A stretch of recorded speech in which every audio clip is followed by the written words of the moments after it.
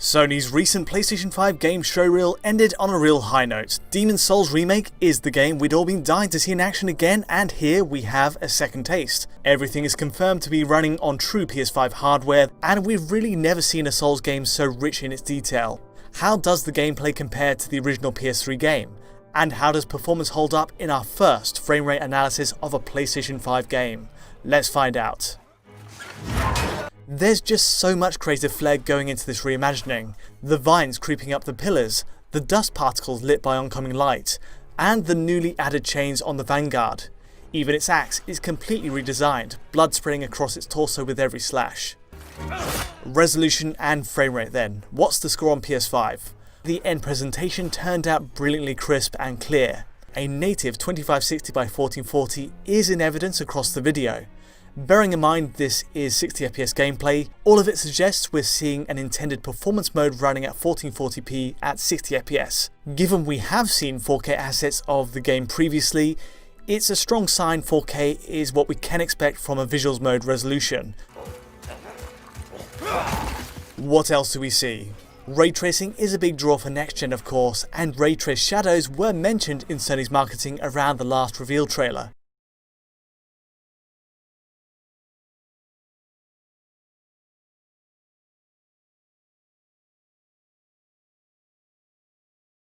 The demo does, however, give us an early glimpse into its performance, even revealing some elements you might miss by eye. And gameplay is shown mostly unedited for very good reason. The tutorial area flows beautifully at 60fps, locked for the entirety of the demo. The upgrade is phenomenal when considering the original PS3 game. 30fps with VSync was the setup in 2009, with some pretty aggressive drops under. Flash forward to today and we're not only getting the most visually advanced Souls title, but also one of the best performing at 60fps. There are admittedly a few drops on show, but nothing too drastic. During the montage of bosses, the Tower Knight crashing its shield triggers a drop to the mid-50s, with some tearing. It's interesting to point out the tearing though. It only happens at the top and bottom 10% of the screen, nothing in the middle at all, so it was easy to miss in action and honestly won't bother most people.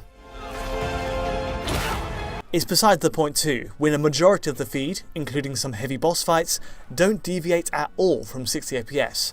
All of this combined, Bluepoint appears to be turning the oldest Souls game, by name at least, into the most technically cutting edge one. Again, in both visuals and frame rate, the whole package is excelling far past what was possible. Material quality plays a bigger part in the upgrade. Bearing in mind PS3 was constrained by its 256MB of GPU RAM, for textures and effects, the jump to 16GB of GDDR6 is very large in the results.